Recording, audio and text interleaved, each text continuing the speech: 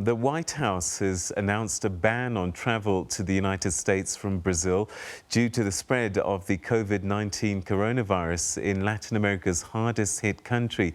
The US believes that the new restrictions would help ensure foreign nationals did not bring additional infections to the country.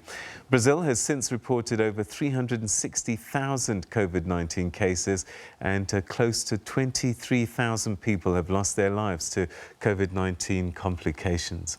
Joining us now from São Paulo in Brazil is, for the latest, in fact, let's say,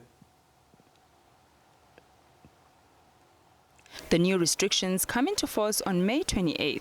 President Donald Trump has also banned travel from the United Kingdom, Europe and China, all of which have been the hardest hit by the virus. According to Johns Hopkins University, the U.S. reported more than 1.64 million COVID-19 cases and 97,000 deaths. Yesterday, thousands of President Bolsonaro's supporters flooded the streets of the country's biggest city, São Paulo, calling for an end to restrictions and the resumption of economic activities. Bolsonaro, who took office in 2019, has been widely criticized for his handling of the outbreak following the resignations of two health ministers.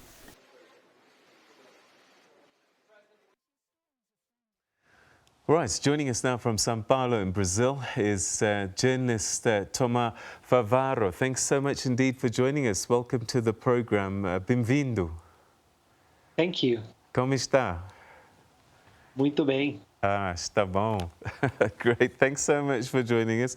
So it looks like the COVID-19 pandemic is out of control in Brazil. What has happened that it's become this new epicenter of the Americas? Yes, I think just to give a perspective of where the situation in Brazil is, where Brazil is at the moment, insofar as the COVID-19 situation is, it's worth mentioning that Brazil's population is about 4 times roughly the size of South Africa's, but the number of cases is 16 times that of South Africa. I think to give you a perspective of the magnitude of the problem that we are facing here in Brazil. And I think a lot of that has to do obviously with limitations around healthcare capacity, but even more importantly, I think is the government's handling of the COVID-19 crisis. Specifically, we have seen a lot of controversies coming out of Brasilia, out of the capital, and specifically from the president, who initially tried to dismiss the severity of the illness itself, calling the COVID-19 a little flu, and also very much opposing any types of social distancing measures, and actually fighting the state governors who try to implement in their state governments. So this sounds, again, much like in the northern part of the continent, a politicization of this virus. Why would President Bolsonaro want to downplay it? Is there a political outcome that he was trying to reach or maintain? That's actually a very good question. I think on one hand, I think it's critical to mention that I think some of his policies or his message are really coming from misinformation, particularly around the downplaying of the severity of the illness. I mean, this is not what most doctors and epidemiologists are suggesting. And the second, I think, has to do with the effects of the economic downturn. I think his strategy is in many ways to try to say that by opposing social distancing measures, he was putting jobs or job security up front and trying to push the eventual downplay or the negative consequences of the future economic downturn into the hands of the state governors. But this seems a very risky strategy because I think the vast majority of Brazilians, that's what polls suggest, actually support social distancing measures, and they're also concerned about their health. So we'll see how that plays out, but it's definitely a very, very risky strategy for the president.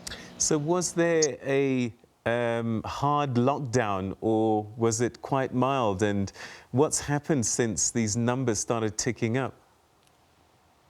So to date, there has been no national lockdown, and in fact, only a handful of metropolitan areas have actually enforced mandatory lockdown.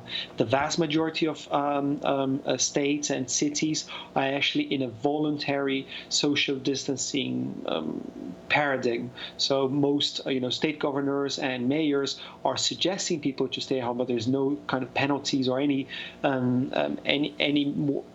move towards a more strict policy, except again in a handful of metropolitan areas. And I think this is what, in many ways, is fueling this huge uptick in cases, because the governors and mayors who are trying to reduce this voluntarity are not getting the compliance levels with social distancing required to really flatten the curve. Could then the president's hands be forced now, as these numbers have ticked up so dramatically? In the end, the population just won't put up with the idea that their civilians, that the citizens are not being protected by their head of state? This is partially happening already, in the sense that if you look at the approval ratings of the president and his administration, they have been tanking considerably. The vast majority of Brazilians actually supported certainly the first health minister who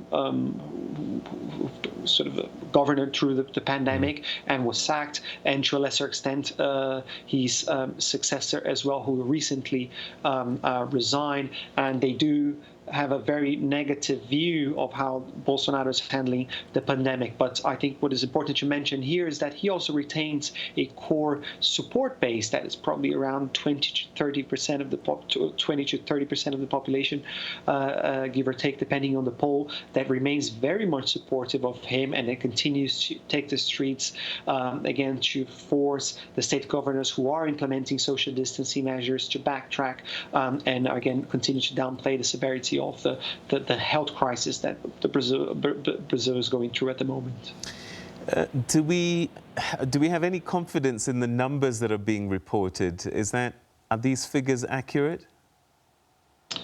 I think Brazil, like many other nations, certainly the case of South Africa to some degree, is facing issues around the availability of tests. So I think there's widespread consensus, among epidemiologists that the level of testing that's available to the population is below what should be required in a situation like the one we're living in at the moment. So there's a strong likelihood, high likelihood that the numbers are actually much higher, and there is a significant degree of underreporting triggered by the lack of testing. All right, so statistics are saying that 386 people have died in the last 24 hours, and that's second only to the USA, which had 441. That then begs the question about the resources, hospitals, ventilators, and even just medical personnel to manage this pandemic. It must be severely strained already. Yes, so Brazil is a country of, I think, continental, proportions and dimensions, and there are areas of the country where, the healthcare system still has some capacity to cope with the rising number of cases and infections. But it's very much true that in many other countries, not only the health system has been overwhelmed, but also the morgues and the cemeteries, and there's an acute state of crisis, in places like Manaus, Fortaleza, Belém, and some of the other major urban centers as well, to a lesser extent, Rio de Janeiro and São Paulo, are also getting close to that crisis situation. We recently had, as of last week, an attempt by the local authorities in São Paulo city and state to implement a 6-day public holiday. So basically to anticipate all the city and state level public holidays remaining until the end of the year, pushing them so we could have a 6-day break, so people who would simply stay at home, to try to force people to engage in social distancing. All right, so what kind of relationship does President Bolsonaro have with President Bush? I guess this shutting of the border, in a sense, banning flights into America from Brazil must be a challenge for President Bolsonaro. Indeed, I think Bolsonaro has on Trump not only a strong ally, but also in many ways a mentor. We see in many foreign policy initiatives, and even with the relationship with the pandemic, President Bolsonaro in many ways mimicking some of the moves that the Trump administration is undertaking in the U.S. So having that bad news coming precisely from the U.S. is obviously a big hit to Bolsonaro's I think strategy and overall geopolitical strategy, and the way he likes to portray his handling of the COVID situation, not only domestically but also internationally. All right, so that's America, but what about neighboring states? I mean, as you say, Brazil is a country that really has continental proportions, and a lot of countries around it in terms of its borders. Have they shut their borders between them and Brazil? What's the situation? Yes, I think many neighboring countries are very concerned about the situation in Brazil. On one hand, because, again, of the severity of the pandemic, how it's playing out in Brazil and the rising number of cases and the potential for contagion. That is specifically the case of Paraguay. This being clearly a a contagion wave coming from Brazil into Paraguay, and there's something that's concerned Paraguayan authorities very much so, but to a lesser extent also the same for Argentina, Uruguay, Colombia, many of the countries that share borders with Brazil. Another concern that they have is that Brazilian authorities aren't engaging in the regional bodies and regional fora that exist to manage the COVID-19 situation jointly. So the discussions, the efforts the countries are taking together are in many ways taking in the absence of Brazil, which is obviously a critical player at the minimum, given the size of the economy and the size of its population. So neighboring countries are very much concerned about the situation in Brazil, and it's something that we can see a potential for further escalation down the line. All right, and that's all we have time for. Thank you so much indeed, Thomaz Favaro. Muito obrigado. Adeus. Obrigado você. Thank you. All right. Okay, that's Thomaz Favaro, who's a journalist speaking to us from São Paulo in Brazil. And that's become, as we've been hearing, the epicenter of particularly South America. 370,000 cases reported there, 6,400 cases overnight, and sadly 386 deaths. And the president has been reluctant to put down some of the measures, the hard lockdown measures that we've seen in other countries, not preaching a gospel of social distancing, and this certainly now is taking its toll on the country's population.